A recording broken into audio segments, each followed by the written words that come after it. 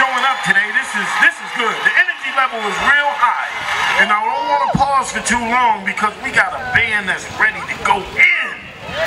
Sci-Tech is where you're from, right? I don't want to mess it up. So they don't really need an introduction right now. I'm just going to get out the way because my part is done. They're introduced already. Ladies and gentlemen, boys and girls, folks from everywhere, wherever you come. Without no further ado, I'd like to introduce the management.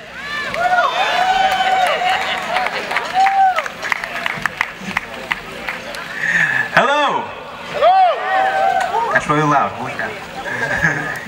As you said, we are the management, and I'm not going to take up any more time with musicless silence.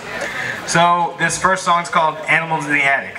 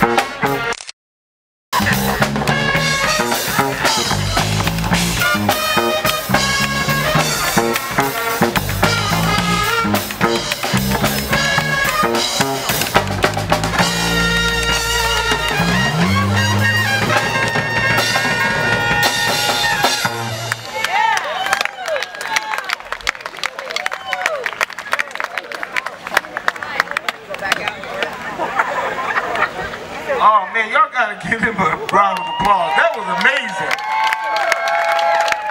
Where you say y'all from? Springfield. Springfield got a lot to offer. Y'all gotta watch out for these young brothers. I thought we was gonna have to call and stop the fire department, man. That guy was on fire. Well, without me talking any further, I noticed that Representative Swan is definitely in the audience today. Give it up for Representative Swan. All right. He said he could play some dominoes, so I want you guys to challenge him, man, you know. You know, he said he hadn't played in a couple of years, but you know they say that, man, and those cats can play, man. Watch out for Representative Swan. We also got Ahmad Rivera is here, and I think he's going to be coming up to share something with us real soon. Right? Is Miss Carly around? I don't see her. Come on up, Miss Carly. Because before this man starts singing, I want somebody to come up and give us some information. Miss Peck?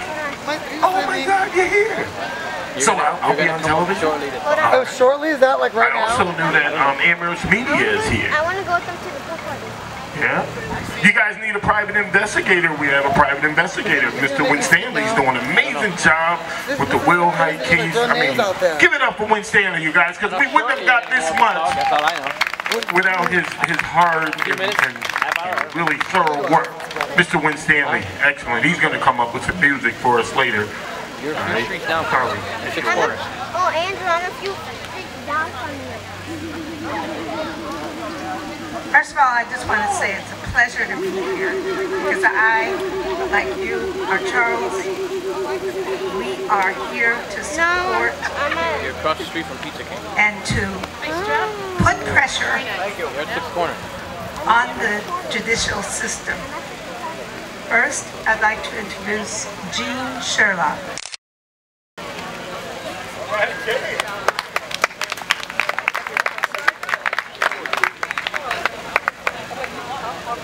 I don't know. Jean is a parent They come? who serves music. Keep drinking coffee, stare me I down didn't say across the anything. table. You're over here. She is a special education teacher at Chicopee Where High. are we? I Welcome. told you 6 Corners. We're at Six Corners. The park. The park. Hello, everybody. Good to see everybody here. I don't know what I'm here to talk about the criminalization of our youth. I'm a white woman, obviously, but I took in some Cambodian kids back in the early 90s, and even though I had a good theoretical understanding of racism, when I took those kids in, I got a serious understanding of racism. The minute I took them in, I had cops driving by my house, showing up, trying to buy drugs. They had criminalized these kids, right? I'm out in Amherst. It's a middle-class neighborhood out by UMass, and they couldn't tolerate the fact that there were kids of color in that town. So that's where I started getting educated about how the schools are involved in criminalizing our kids. Right? It's bad enough you got to deal with the criminal justice system. You're out on the street, your kids are getting stopped left and right. It's costing you money to keep them in a car, right? So there's two basic issues, two basic things that they use to criminalize our kids. One is this zero tolerance policy, where they're looking to bust kids for having a little bit of pot in school, or they're calling them down to the principal's office because they saw some kind of suspicious transaction, right? In Amherst school system, you're suspicious if you're not white. If you're a kid of color and you're handing your friend a cookie, they're going to think you're dealing drugs. They're going to drag you in there and search your backpack and not even call your parents, right? So I've been around a lot of different school systems. I worked in Springfield for a few years as a substitute teacher, went into all the high schools. I see what you poor kids are putting up with there. I hear what the teachers say in the background, you know, the code words they use and everything. And that's happening everywhere. Six Corners Park. I just want to read a quote 6 Corners. from, this is CNN. In the past 2 decades, Six the money Corners, that there's a park states there, you spend can't on miss it. prisons has risen Hang at up. 6 times Either the they come or rate they of don't. spending on higher ed. Are you coming? In 2011, California spent $9.6 billion on prison, $5.7 billion on higher ed. Since 1980, California has built 1 college campus. It's built 21 prisons. If you see a $50,000 to lock up a kid, $7,000 for education for that you see a same gas kid station for a year. at Kitco, then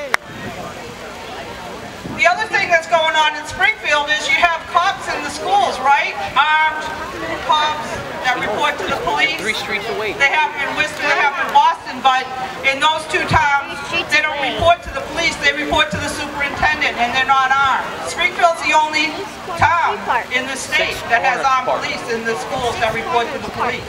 That means kids are getting arrested that should be dealt with in school. It should be a school discipline issue. They shouldn't be getting arrested for stuff. They should be dealt with internally, right? So that's another big issue that's criminalizing our kids. And one of the most insidious things that's happening is this high-stakes testing, this MCAS stuff, right? They act like there's all these failing schools, right? They have schools that don't have the funds that they need, that have been marginalized. They've taken a lot of money back from the teachers. They've broken the union.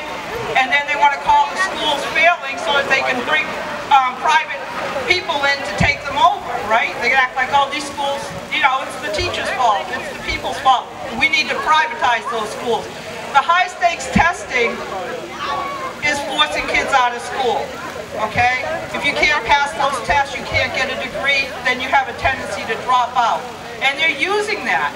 They're using it to push kids out. And we really should be standing up about that. Okay? The high-stakes testing is a way to push the privatization of schools, to take our public schools away from us. So it's good to see everybody out here.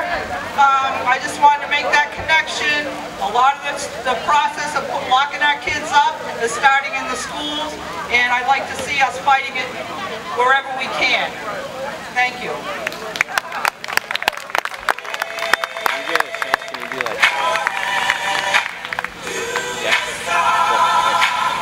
Give it up for Miss Jean, you guys.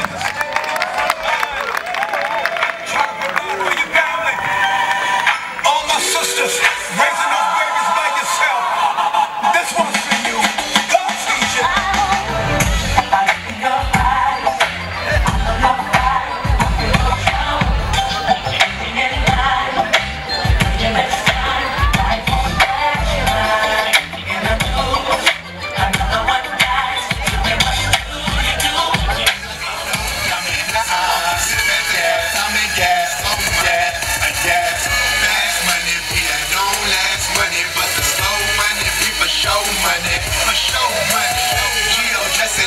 No dummy, so I'ma sit back, pay my time and get this slow money.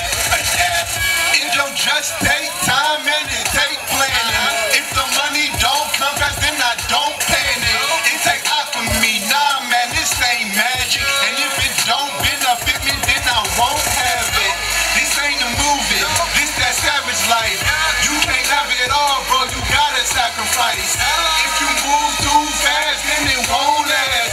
Take it slow, take some time to get to know the cash. You gotta preheat the oven before you cook dinner. Sometimes you gotta lose it all just to be a winner. I'm too consistent, all about my business. And when it comes to the money, dog, I'm steady getting it.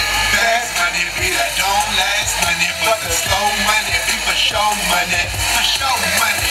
G.O.S. and I ain't no dummy. So I'ma sit back, pay my time and get this slow money. Yeah. Fast money be that don't last money, but the slow money be for show money. For show money. G.O.S. and I ain't no dummy. So I'ma sit back, pay my time and get this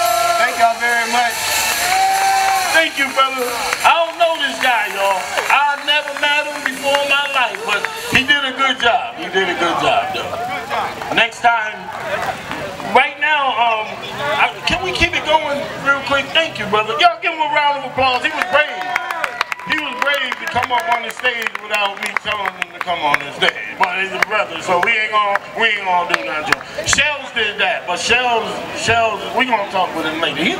Ooh, you sneaky, man. You sneaky, brother.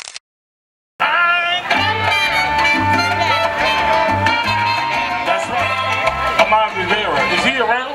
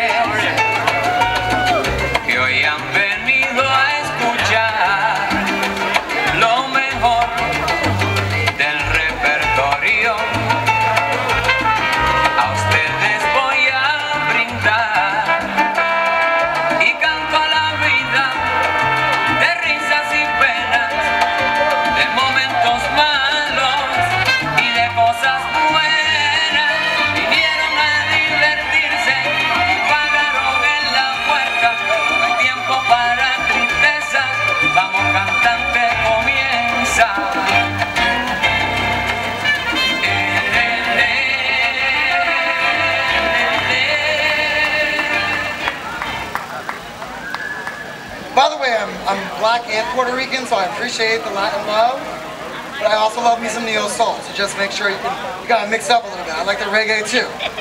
My name is Ahmad Rivera. Most recently, I was the Ward 6 Springfield City Councilor. I am lucky enough to be born and raised right here in the city of Springfield. But a little bit about my background is that even though Springfield's called the city of homes, me and my family actually grew up homeless. I was raised by a single mother. But what I learned growing up and being empowered by a strong woman of color is that when we come together as a community, nothing can stop us. And while I'm proud that right now in this space, we are letting Springfield know that we are a community, that we care about our children, that we care about our future, we care about our elders, and that we need to make sure our elected officials step up for us, about us, and need to be around us. And so I'm proud that as a city councilor, I was able to lead the effort on the strongest anti-foreclosure ordinance in the country. I'm proud that I am the first openly gay LGBT city councilor. I'm proud that I'm black and Puerto Rican, that my family was born and raised here. I'm proud that I am from Springfield and I'm ready to fight for it, fight with you, fight by your side, because that's what we need. We need a revolution of love and progress, and the people standing in this space are the people who are going to lead that movement. So I thank you all for coming out today. I'm also, and I'll end on this, I'm proud that we are celebrating more black history. That we too often forget in Springfield that we have a beautiful and proud black community that has been doing civil rights work forever. And that we need to be proud of where we've come from and what we're doing, and proud that we're celebrating Juneteenth. With that said, I also want to introduce Ben Swan, the state representative from this district. Representative Swan. For those who may not know, Ben Swan has been a tireless advocate for this community.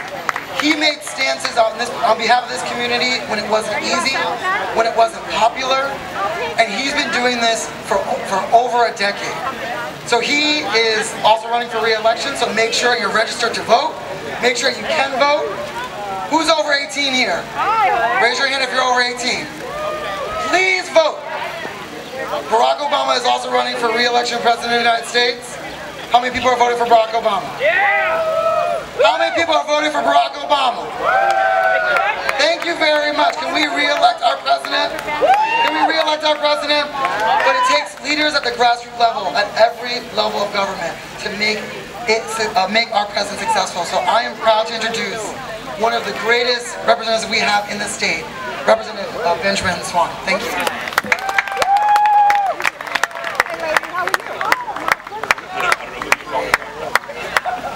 Thanks, good afternoon. Good afternoon. Good afternoon. Good afternoon. Isn't it a great afternoon? Everybody's having fun. It's a beautiful day, it's a beautiful occasion, and it is a beautiful event. I'm very pleased to be here. I'm very pleased to be here to share in the joy of this event with you. Now, Ahmad talked about elections and voting for the president and involving ourselves in politics, I usually say to everybody, not only should you vote individually, but you should call your friends and relatives wherever they are in the whole of the United States of America. Because most of you who are standing before me have traveled somewhere, or somebody you know lives somewhere else. So we want to make sure that we make this election a movement, a grassroots movement. Not just at the local level, but we got to get rid of Mitt Romney. And I sometimes apologize to people for Massachusetts having elected him governor of the Commonwealth some years ago. I don't know how we did that. We just one of those bloops that we make, I guess. But if you listen to what he's talking about now, he seems like he's against everything that people like and enjoy. Everything the president says, he's against. No matter what it is, no matter how many times he has supported it before. Now, I happen to pay attention to something that happened recently. A few years ago, Republicans introduced a health plan in the United States Congress. In fact, it was a bipartisan plan. You had people like, what's the gentleman's name, who ran against the president 4 years ago, from Arizona. You had McCain, and you had Dole. Remember Dole? Some of you are old enough to remember Dole. He helped to draft that health plan, and it had mandates in it. Romney came up and supported a health plan in Massachusetts that has mandates in it. Now they don't want to touch anything that has mandates in it. They don't want to touch anything that provides health care for the people of this country. I think there should be a single-payer plan and a national health plan that includes everybody. No matter how healthy financially, in terms of technology, a nation might be, it is no further advanced than the health of its population.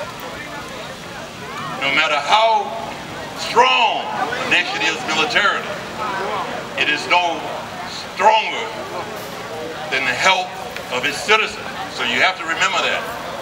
Now, one of the things that's happening here, there's a number of booths around the park here that has health information in it. Over here, over there. Check out that information. Check out that information. And almost every week in Springfield now, there's some kind of a health fair to provide information regarding food that you should consume or should not consume. But we gotta be concerned about our health physically. I know food is being served, but one of the things I like to caution people too is that sometimes we eat too much. Sometimes we eat too much, and to the point where it hurts our bodies. So you have to be conscious of that. Now I want to say something. I want to acknowledge Minister Johnny, who is the imam of the Mosque 13 here in the city of Springfield. Letting go there, so acknowledge him and give him a hand. I also want to acknowledge and thank and express my personal appreciation to those persons who've been involved in the committee Justice for Charles. That is very important. And all of you who have been involved in some kind of effort to make our lives better in the city of Springfield and the Commonwealth of Massachusetts and wherever you have an opportunity to work. It is important that you continue to do that. And sometimes people say we've been working too long.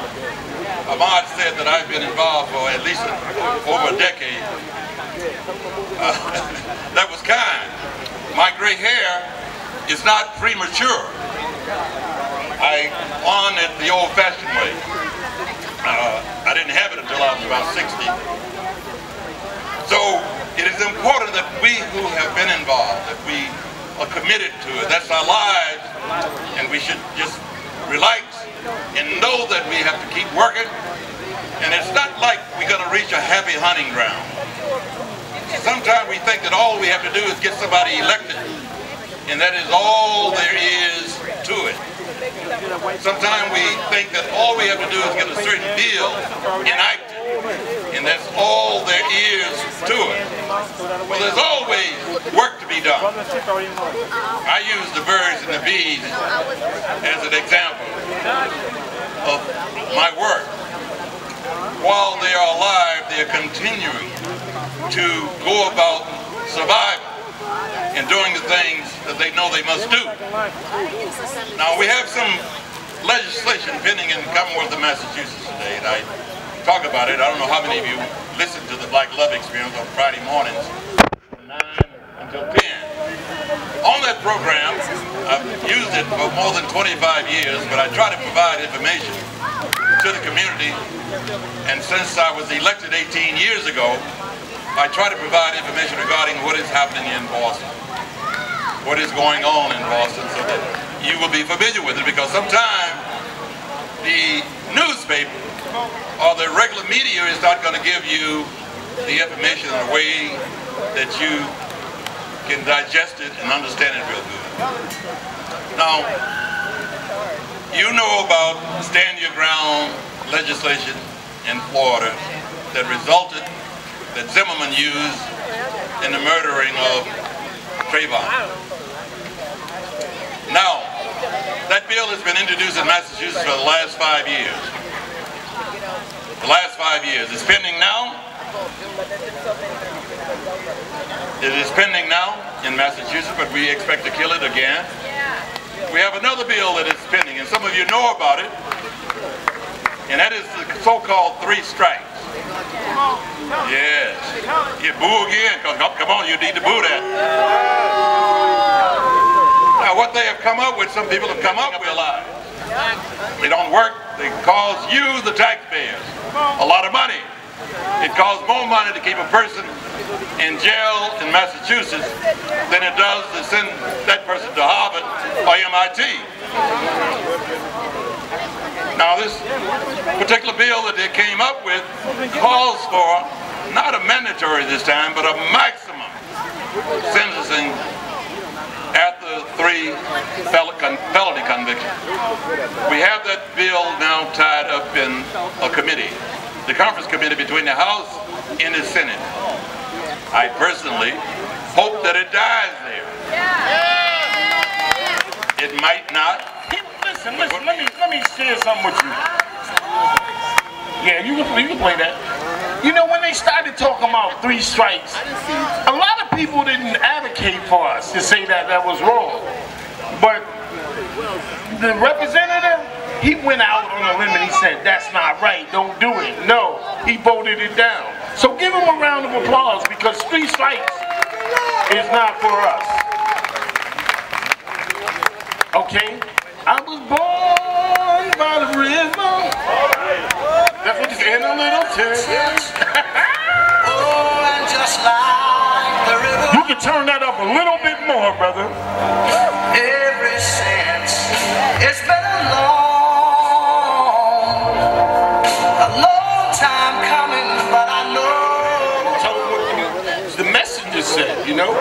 But right now, I'm gonna give it to my man Dan, because he's over here and he's ready. He's like, you taking too long. Give it up for Dan. How y'all doing? My name is Dan, as Ed said. I'd like to introduce our next speaker. How many of y'all have heard of No One Leaves? No One Leaves is one of the most exciting, powerful campaigns in Springfield, ever. Here in Springfield, what they're doing is building a movement, a grassroots movement against foreclosures by the big banks. I am so thrilled and honored to welcome to the stage one of their leaders. She is one of the most powerful speakers I have ever seen. She's got a powerful voice, and she's been a great organizer for No One Leaves. Her name is Candia Pink, and here she is to to talk to you about what she's doing and hopefully sing a little song. Give it up.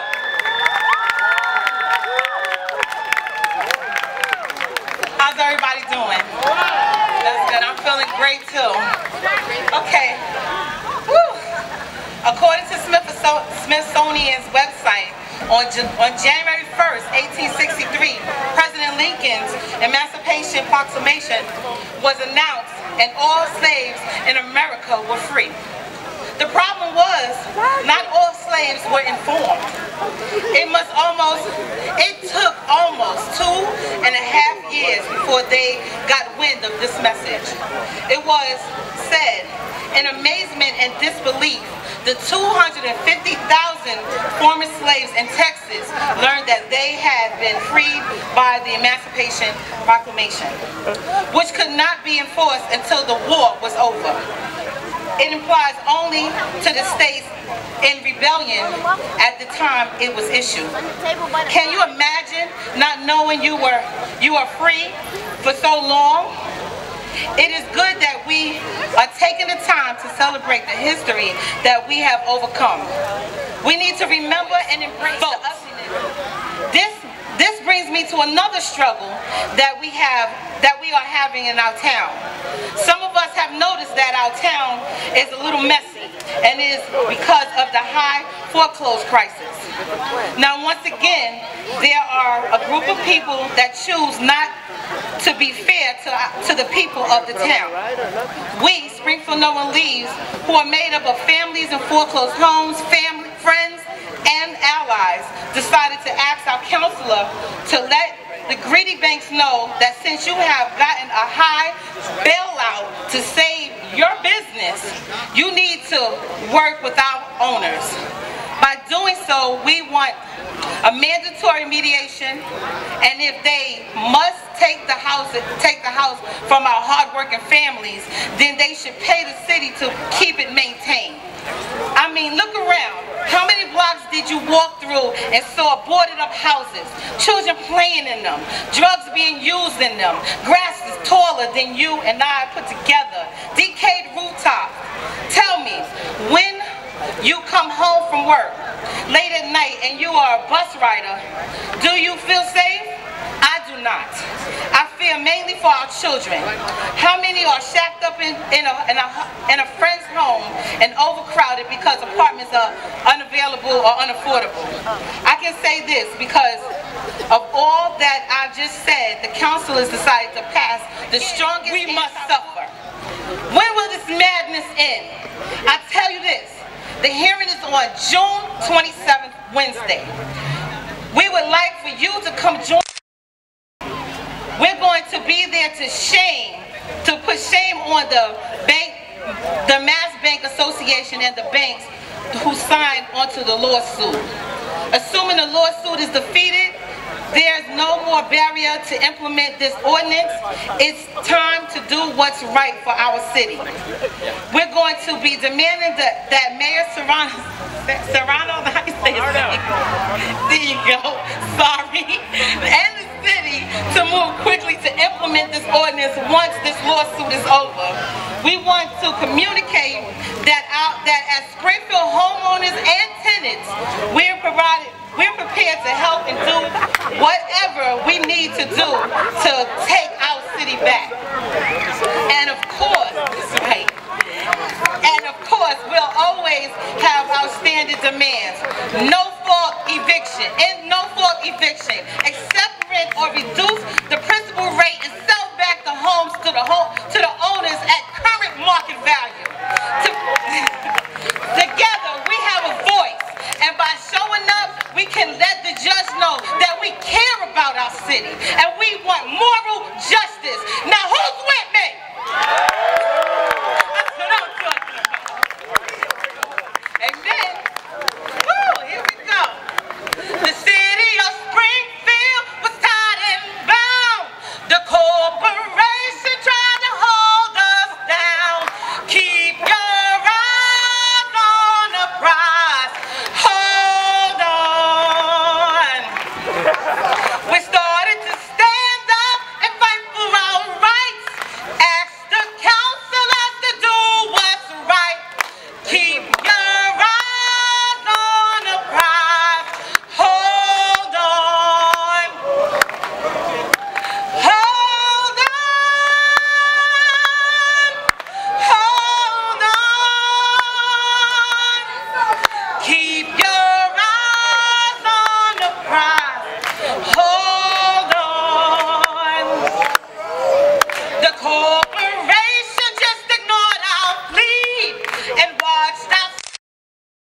need. Keep your eyes on the prize. Hold on. So we stand here to let them know if they can't help but then they got to go. Keep your eyes on the prize.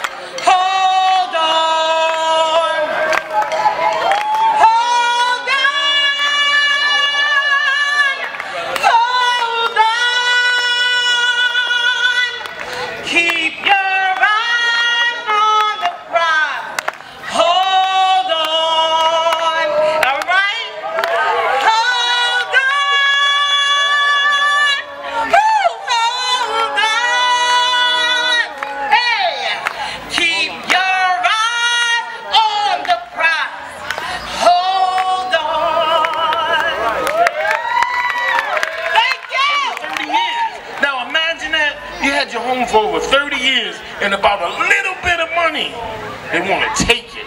I was mad. I don't even own a house, but I was mad about that because I knew the sister. Where you at?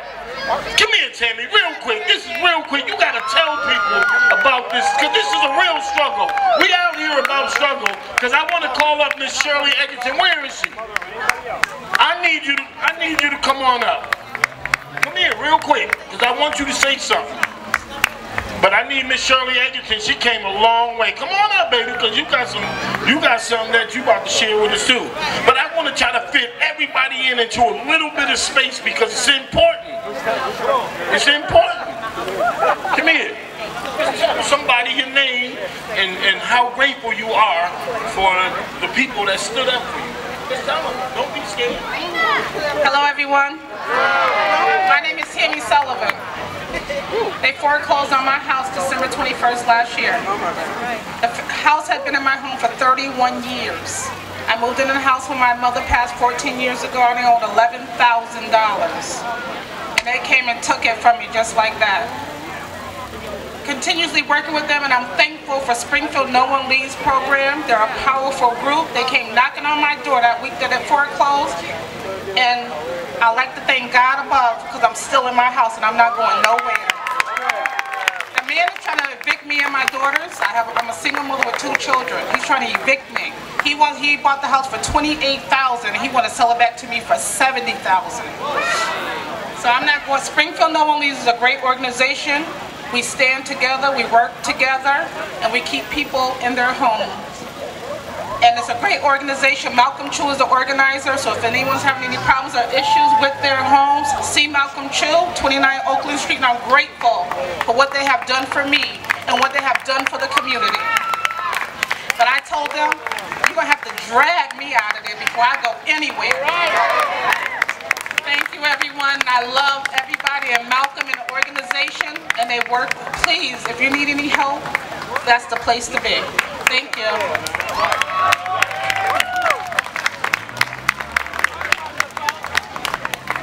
So good afternoon. I'm Shirley Egerton, the director of Youth Alive Dance Step and Drum Team. We hail from Pittsfield, Massachusetts. We are one. Okay, we're from Pittsfield, but we share the same concerns that you have. There's nothing different in Pittsfield than what's happening.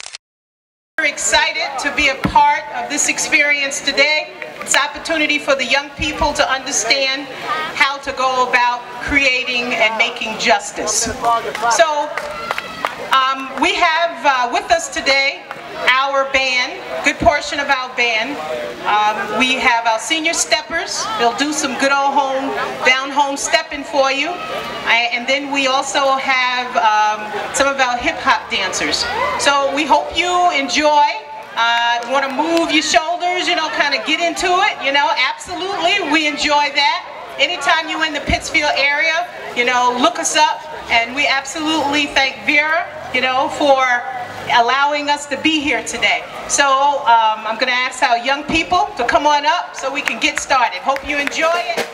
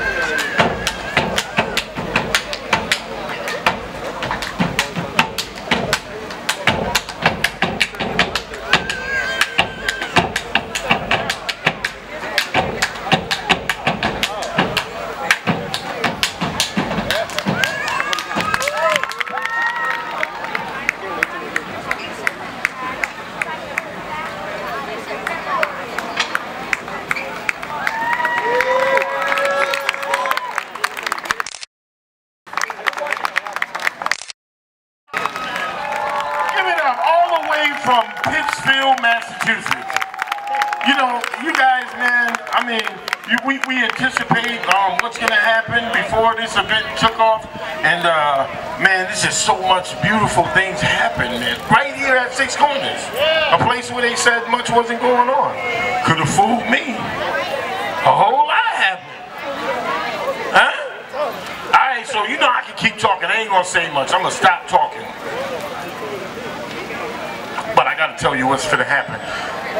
Without holding on any further, I've got a young lady, a professor, a teacher, a mother, a wife, an organizer, a beautiful person, along with Mrs. Sutton. They about to do their thing.